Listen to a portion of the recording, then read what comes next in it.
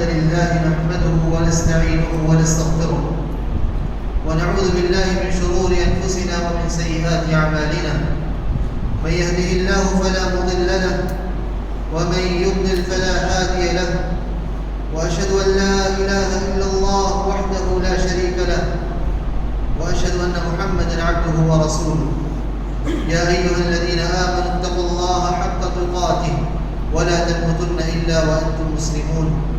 يا أيها الناس اتقوا ربكم الذي خلقكم من نفس واحدة وخلق منها زوجها وبث منهما رجالا كثيرا ونساء واتقوا الله الذي تساءلون به والأرحام إن الله كان عليكم رقيبا يا أيها الذين آمنوا اتقوا الله وقولوا قولا سديدا يصلح لكم أعمالكم ويغفر لكم ذنوبكم ومن يطع الله ورسوله فقد فاز فوزا عظيما أما بعد فإن خير الحديث كتاب الله وخير الهدي هدي محمد صلى الله عليه وسلم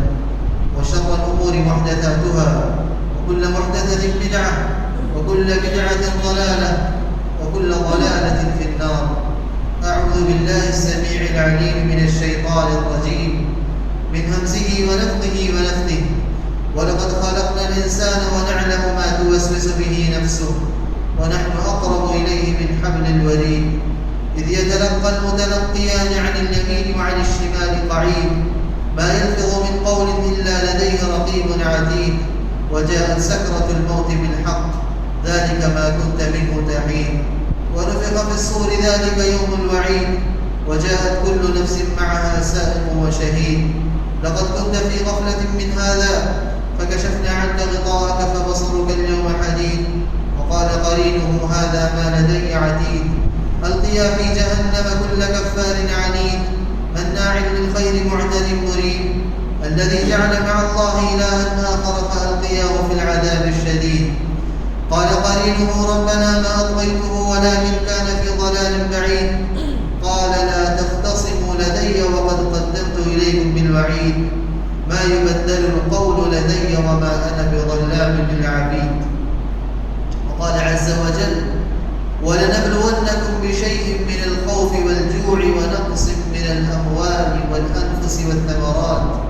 وبشر الصابرين. حاضرین جمعہ،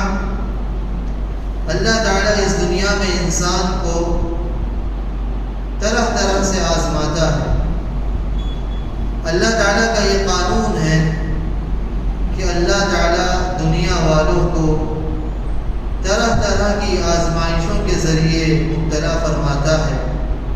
ان کا امتحان لیتا ہے، انہیں آزماتا ہے، اور اس امتحان میں، اس آزمائش میں جو لوگ صبر کرتے ہیں، جو لوگ اس آزمائش سے نکلنے کا صحیح ذریعہ اختیار کرتے ہیں، وہ لوگ کامیاب ہیں، اور جو لوگ اس آزمائش پر صبر نہیں کرتے اور اس آزمائش سے نکلنے کے صحیح ذریعے نہیں اپناتے، وہ لوگ ناکام ہیں۔ حضرات، انسان کو چاہیے کہ جب کبھی اسے کوئی بیماری آ جائے یا کوئی پریشانی آ جائے یا کوئی مصیبت آ جائے یا کوئی بھی مسئلہ اس کے ساتھ پیش آ جائے جو اسے پریشان کر رہا ہو، تو انسان کو چاہیے کہ وہ اللہ پر توکل کرے اور اسباب کو اپنائے، ان اسباب کو اپنائے جو اسے اس پریشانی سے نکالے۔ توکل یعنی اللہ تعالیٰ پر بھروسہ کرنا، اللہ تعالیٰ پر اعتماد کرنا کہ اللہ تعالیٰ مجھے ضرور اس پریشانی سے نکالے گا، اللہ تعالیٰ ضرور مجھے اس آزمائش سے باہر نکالے گا۔ اللہ تعالیٰ پر پورا توکل ہو۔ توکل کے ساتھ ساتھ انسان اسباب کو بھی اپنائے، انسان اسباب کو بھی اپنائے، وہ تمام ذرائع اپنائے جو اسے اس پریشانی سے نکالے، اس مصیبت سے نکالے۔ حضرات، اللہ تعالیٰ پر توکل اور اسباب کو اپنانا، ذرائع کو اپنانا، یہ دو چیزیں ایک پرندے کے دو پر کی طرح ہوتے ہیں۔ اگر ان میں سے ایک چیز بھی اگر انسان نہ اپنائے، ایک چیز اپنانا چھوڑ دے، تو جس طرح پرندہ اڑ نہیں پاتا، گر جاتا ہے، تو اس طرح انسان بھی گر جاتا ہے، ختم ہو جاتا ہے، ناکام ہو جاتا ہے۔ تو جس طرح پرندے اپنے 2 پروں کے ذریعے اڑتا ہے، تو اسی طرح انسان کو چاہیے کہ وہ اللہ تعالیٰ پر توکل کے ساتھ ساتھ اسباب کو بھی اپنائے۔ اسباب کو اپنانا اللہ تعالیٰ پر توکل کے ساتھ ساتھ یہ انبیاء علیہ السلام کا منہج ہے، انبیاء علیہ السلام کا طریقہ ہے۔ موسیٰ علیہ السلام اللہ تعالیٰ نے جب انہیں معجزہ عطا فرمایا، اللہ تعالیٰ نے جب انہیں معجزہ عطا فرمایا تو ایسا نہیں کہ اللہ تعالیٰ نے معجزے کو ایسے ہی ظاہر کر دیا، بلکہ اللہ تعالیٰ نے اس معجزے کے ساتھ ساتھ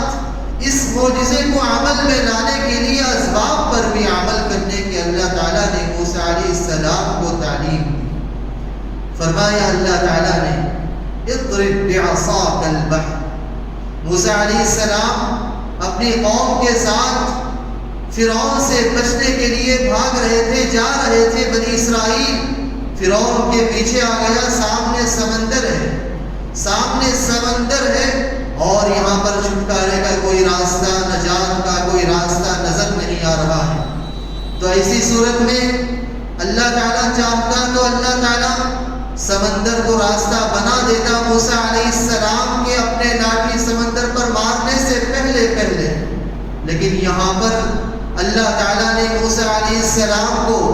اللہ تعالیٰ پر بھروسہ اور توکل کے ساتھ ساتھ اسباب بھی اپنانے کی تعلیم دی اور یہ کہا اے موسیٰ علیہ السلام تم اپنی لاٹھی، اپنی چھڑی، اپنی لاٹھی سمندر پہ مارو۔ جب موسیٰ علیہ السلام نے اپنی لاٹھی سمندر پہ مارا تو راستہ بن گیا، جس راستے کے ذریعے انہیں فرعون سے نجات مل گئی۔ حضرات یہ واقعہ آپ جانتے ہیں، اس واقعے سے ہمیں یہ سبق ملتا ہے کہ موسیٰ علیہ السلام ایسا نہیں کہ اللہ پر مجھے بھروسہ ہے کہہ کر خاموش بیٹھ گئے، بلکہ موسیٰ علیہ السلام نے اسباب کو بھی اپنایا۔ ان اسباب کو موسیٰ علیہ السلام نے اپنایا جن اسباب کو اللہ تعالیٰ نے اپنانے کا حکم دیا۔ اسی طرح موسیٰ علیہ السلام فرعون کے جادوگروں کے سامنے جب وہ پیش ہوئے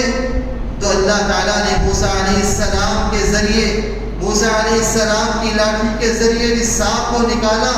تو اللہ تعالیٰ چاہتا تو اس سانپ کو ایسے ہی پیدا کر دیتا، لیکن موسیٰ علیہ السلام اسی طرح موسیٰ علیہ السلام کا ہاتھ جو سفید ہوا، چمکدار جو چمک رہا تھا، اللہ تعالیٰ چاہتا تو ایسے ہی چمکا دیتا، لیکن اللہ تعالیٰ نے کہا کہ اے موسیٰ تم اپنے ہاتھ کو اپنے جیب میں داخل کرو، جب تم اپنے جیب سے نکالو گے تو اسے سفید چمکتا ہوا پاؤ گے۔ موسیٰ علیہ السلام کا جو یہ معجزہ ظاہر ہوا، موسیٰ علیہ السلام کا یہ جو معجزہ ظاہر ہوا، اس معجزے کے ظاہر ہونے میں بھی موسیٰ علیہ السلام نے سبب کو اپنایا۔ وہ یہ کہ اپنا ہاتھ اپنے جیب میں داخل کیا، پھر اس کے بعد جب نکالا تو موسیٰ علیہ السلام کا ہاتھ چمک رہا تھا۔ حضرات انبیاء علیہ السلام کا یہ منہج اور طریقہ ہے اسباب کو اپنانا۔ نوح علیہ السلام کی قوم پر جب عذاب آیا، اللہ کے نافرمان ڈوب رہے تھے، اللہ کے نافرمان اس عذاب سے دوچار ہونے والے ہیں۔ اللہ تعالیٰ نے موسیٰ علیہ السلام کو کیا، اللہ تعالیٰ نے نوح علیہ السلام کو کیا کہا؟ اللہ تعالیٰ چاہتا تو اس عذاب سے نوح علیہ السلام اور آپ پر ایمان لانے والوں کو اللہ تعالیٰ چاہتا تو بچا لیتا، اللہ تعالیٰ نے بچایا، لیکن اللہ تعالیٰ نے ساتھ ساتھ یہاں پر نوح علیہ السلام کو اس طوفان سے اور اس اسباب سے بچنے کا جو ذریعہ ہے اس ذریعے کو بھی اپنانے کا حکم دیا۔ فرمایا وَاصْنَعِ الْفُلْكَ بِأَعْيُنِنَا کہ اے موسیٰ علیہ السلام تم کشتی بناؤ تاکہ اس کشتی کے ذریعے تم اپنے قوم کو، تم پر ایمان لانے والے کو، اپنے آپ کو تم بچا سکو۔ موسیٰ علیہ السلام نے اس طوفان سے بچنے کے لیے، اللہ تعالیٰ کے اس عذاب سے بچنے کے لیے اللہ تعالیٰ کی بات پر عمل کرتے ہوئے سبب کو اپنایا اور کشتی بنائی، جس کشتی کے ذریعے اللہ تعالیٰ نے نوح علیہ السلام اور آپ پر ایمان لانے والے جو کچھ لوگ تھے اللہ تعالیٰ نے انہیں نجات دلائی۔ حضرات یہاں پر بھی آپ نوح علیہ السلام سبب کو اپناتے ہیں۔ ایسا نہیں کہتے کہ مجھے اللہ تعالیٰ پہ پورا بھروسہ ہے، اللہ مجھے بچا لے گا، اور خاموش بیٹھ جاتے ہاتھ بند کر کے۔ نہیں، موسیٰ علیہ السلام بھی یہاں پر سبق کو اپنا رہے ہیں۔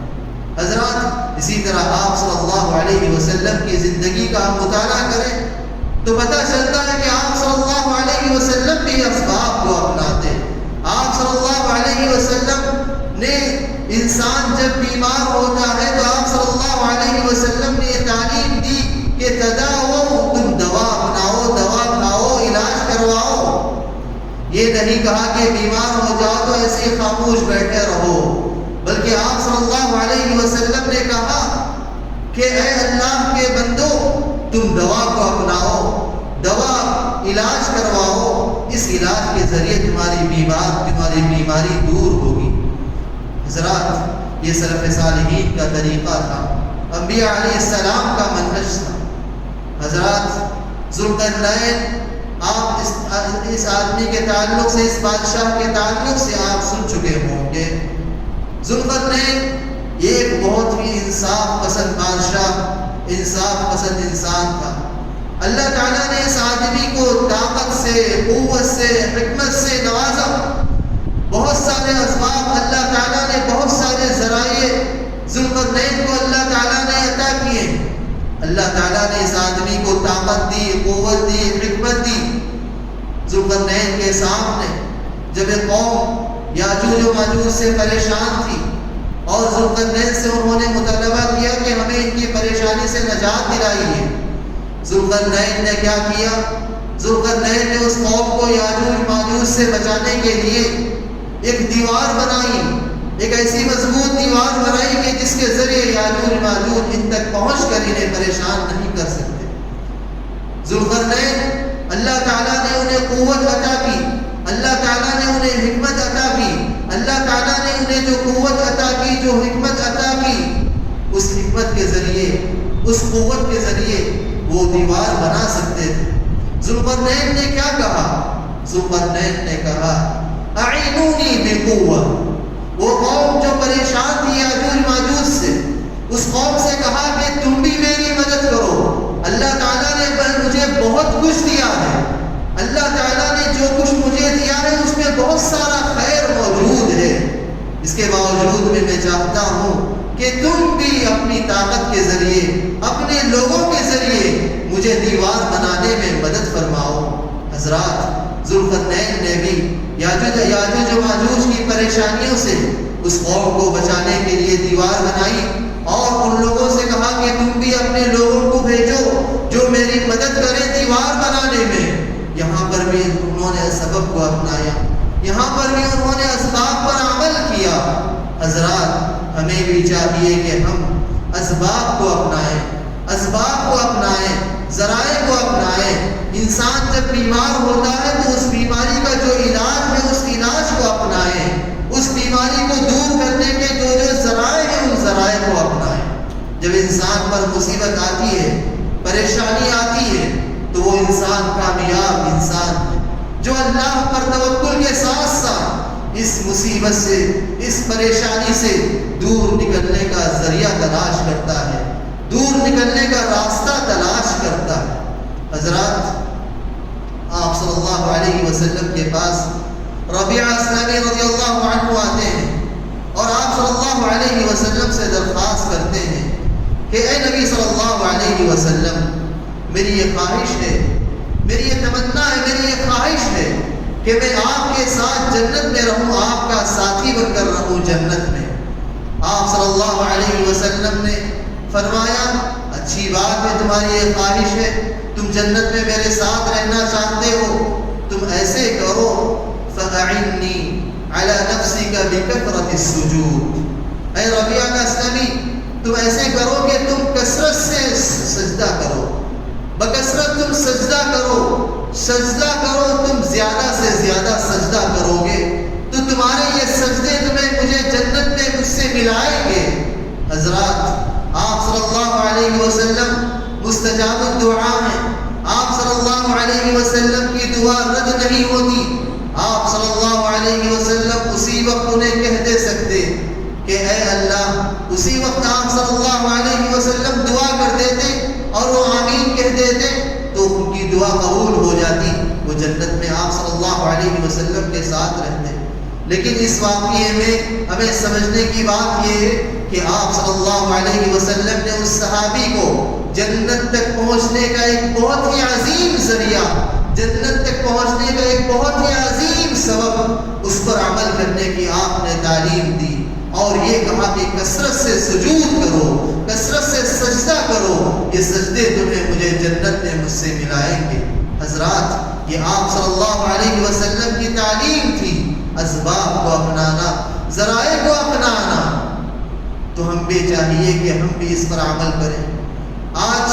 ہم جس بیماری سے دوچار ہیں، تقریباً ساری دنیا 2 سال سے پریشان ہے. یہ کرونا کی بیماری، یہ کرونا کی آزمائش، ساری دنیا اس سے پریشان ہے. اور یہ بیماری کم ہوتے آ رہی تھی، پھر زیادہ ہو گئی، پھر کم ہوتے آ رہی ہے. کچھ لوگوں کا یہ کہنا بھی ہے کہ پھر بڑھے گی. ان ساری چیزوں کا علم اللہ تعالیٰ کے پاس ہے.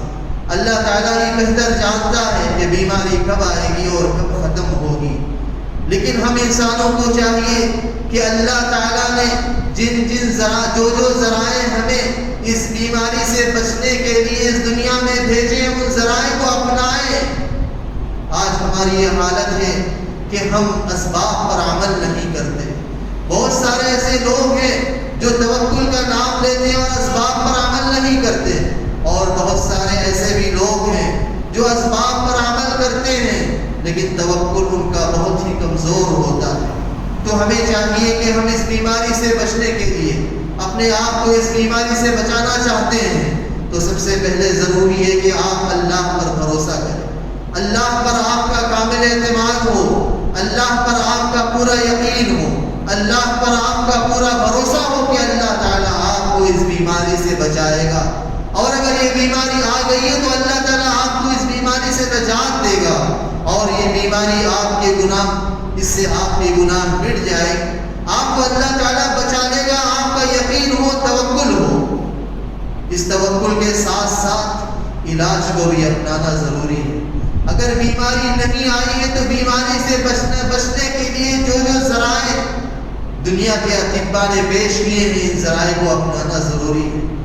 آپ سے اگر یہ کہا جائے کہ آپ ویکسین لگوائیں، اس بیماری سے آپ محفوظ رہیں گے، آپ ماسک کا اہتمام کریں، اس بیماری سے آپ محفوظ رہیں گے، تو ان اسباب پر بھی عمل کرنا ضروری ہے اللہ پر توکل کے ساتھ ساتھ. ایسا نہیں کہ انسان یہ کہے کہ مجھے اللہ پہ پورا بھروسہ ہے، میں ماسک نہیں پہنوں گا اور یہ ویکسین وغیرہ نہیں لگواؤں گا. ایسا ہرگز نہ ہو. آپ ایک چیز پر عمل کر رہے ہیں اور دوسری چیز جس کا اللہ نے خود حکم دیا ہے اسباب اپنانے کا، اس پر آپ عمل نہیں کر رہے.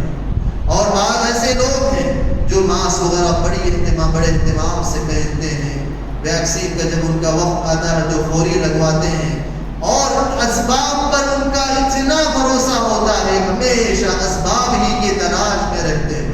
صبح شام گوگل پہ تلاش کرتے رہتے ہیں کہ کون سی دوا آنے والی ہے، کون سا ماسک اچھا ہے جو اسے اس بیماری سے بچائے گا، اور وہ کون سے ذرائع ہیں جو اسے اس بیماری سے محفوظ رکھیں گے. ان چیزوں پر تو وہ عمل کرتے ہیں، لیکن اللہ تعالیٰ پر بھروسہ، اللہ تعالیٰ پر توکل، کیا اس چیز پر بھی ان کا عمل ہو رہا ہے؟ اس چیز پر بھی غور کرنے کی ضرورت ہے.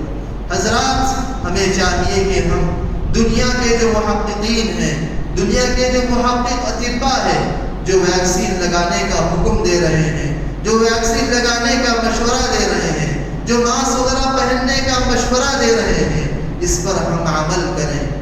اور بہت سارے لوگ جو یہ کہتے ہیں کہ طرح کی باتیں کہہ کر لوگوں کو پریشان کرتے ہیں، طرح کی باتیں کر کر لوگوں کو پریشان کرتے ہیں اور خود بھی پریشان ہوتے ہیں. کوئی کہتا ہے کہ ویکسین لگانے سے 2 سال کے بعد جو بھی ویکسین لگا رہے ہیں سب مر جائیں گے. یہ بڑے محقق بن گئے ہیں، ان کی تحقیق کچھ نہیں ہے، کہی ہوئی باتیں، سنی ہوئی باتیں، اور آدھی تحقیق یہ سنتے ہیں اور کہہ دیتے ہیں اور لوگ بھی اس پر بھروسہ کر لیتے ہیں. ایک طرف آدمی تحقیق کر کے دنیا کے محققین اطباء یہ کہہ رہے ہیں کہ ویکسین لگوانے سے آپ محفوظ رہیں گے، دوسری طرف آدھے محقق اور آدھے حکیم، نیم حکیم یہ کہہ رہے ہیں کہ آپ ویکسین ویکسین لگوانے سے مر جائیں گے تو آپ کن کی بات پر عمل کریں گے؟ جو آدمی اس فیلڈ کا محقق ہے، جو اس فیلڈ کا آدمی ہے، اس کی بات آپ مانیں گے، نہ کہ اس کی بات مانیں گے جو اس کا اس سے تعلق ہی نہیں ہے۔ اور یاد رکھیں، جو لوگ آپ کو پریشان کرتے ہیں کہ آپ ویکسین نہ لگوائیں، آپ ماسک نہ پہنیں، ماسک پہننے سے ایسا ہو جائے گا، ویکسین لگوانے سے ایسا ہو جائے گا، ویسا ہو جائے گا، یہ لوگ خود جب بیمار ہوتے ہیں تو یہ وہی دوا لیتے ہیں، اسی کمپنی کی دوا لیتے ہیں جس کمپنی نے یا جس کمپنی کا کچھ نہ کچھ اس ویکسین کے بنانے میں دخل ہوتا ہے۔ یہ ویکسین بنانے میں جس کمپنی کا دخل ہوتا ہے، بسا اوقات یہ اسی کمپنی کا دوا کھاتے ہیں بیمار ہونے کے بعد، اور آپ کو آ کر کہتے ہیں کہ ویکسین نہ لگوائیں، جبکہ خود اسی کمپنی کا دوا کھا رہے ہیں۔ یہ کیسی بات ہوئی؟ آپ کی بات میں تضاد ہے، آپ کی دو باتیں ملتی، آپ کا عمل اور آپ کی بات آپس میں ٹکراتی ہیں۔ آپ بیمار ہوتے ہیں تو ڈاکٹر کے پاس جاتے ہیں، اور جو دوائیاں وہ لکھتا ہے وہ دوائی آپ لے لیتے ہیں اور کھا لیتے ہیں، پھر جب وہی ڈاکٹر آپ کو ویکسین لگوانے کے لیے کہتا ہے تو نہیں لگواتے۔ حضرات، اللہ تعالیٰ کی یہ رحمت ہے جو انسانوں پر نازل ہوئی ہے، اللہ تعالیٰ کی یہ رحمت ہے جو انسانوں پر اللہ تعالیٰ نے اتارا ہے۔ اس ویکسین کے ذریعے آپ اپنے آپ کو محفوظ رکھ سکتے ہیں، اور انسانوں کو چاہیے کہ اللہ کی اس رحمت کو اپنائیں اور اپنے آپ کو اس رحمت پر عمل کرتے ہوئے اپنے آپ کی حفاظت فرمائیں، کیونکہ انسان کی یہ جو جان ہے، انسان کا یہ جو نفس ہے، یہ کوئی ہلکی چیز نہیں ہے، اس کی بہت اہمیت ہے۔ آپ اپنے نفس کو بچائیں، اپنے اہل و عیال کو بچائیں، جو اسباب ہیں اس بیماری سے بچانے والے، ان اسباب کو آپ ضرور اپنائیں۔ اللہ پر کامل توکل کے ساتھ ساتھ دعا ہے اللہ تعالیٰ سے کہ اللہ تعالیٰ ہمیں نیک توفیق سے نوازے۔ آمین وآخر دعوانا الحمد للہ رب العالمین۔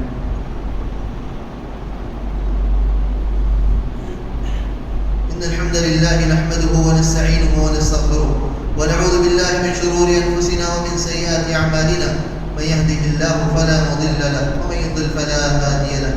وأشهد أن لا إله إلا الله وحده لا شريك له، وأشهد أن محمدا عبده ورسوله، إن الله وملائكته يصلون على النبي يا أيها الذين آمنوا صلوا عليه وسلموا تسليما، اللهم صل على محمد وعلى آل محمد كما صليت على إبراهيم وعلى آل إبراهيم إنك حميد مجيد، اللهم بارك على محمد وعلى آل محمد كما باركت على إبراهيم وعلى آل إبراهيم إنك حميد مجيد، ربنا آتنا في الدنيا حسنة وفي الآخرة حسنة وقنا عذاب النار، عباد الله رحمكم الله، إن الله يأمر بالعدل والإحسان وإيتاء ذي القربى وينهى عن الفحشاء والمنكر والبغي يعظكم لعلكم تذكرون، اذكروا الله يذكركم وادعوه يستجب لكم ولذكر الله أكبر